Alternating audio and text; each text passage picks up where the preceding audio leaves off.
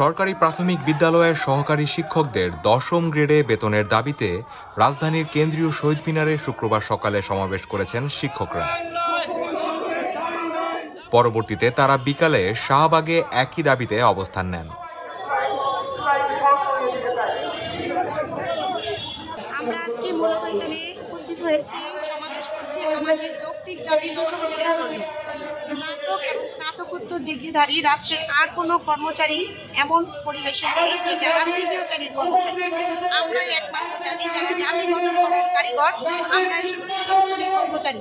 আমরা এই তৃতীয় শ্রেণীর অভিশাপ থেকে মুক্তি চাই। সেই ১৯ সাল থেকে আমাদের এই আন্দোলন চালিয়ে যাচ্ছি। আমরা ১০ম গ্রেডের জন্য বাংলাদেশে যত শিক্ষা ব্যবস্থা আছে তার মধ্যে সবচেয়ে গুরুত্বপূর্ণ হচ্ছে প্রাথমিক শিক্ষা ব্যবস্থা। আমাদের প্রাথমিক শিক্ষার ভিত করি আমাদের বাংলাদেশের শিশুগুলো।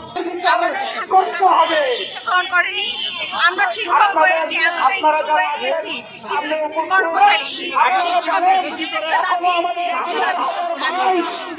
অধিকার হয়ে দাঁড়িয়েছে। তাই আমাদের আদায়ের জন্য যা যা তাই দেখুন।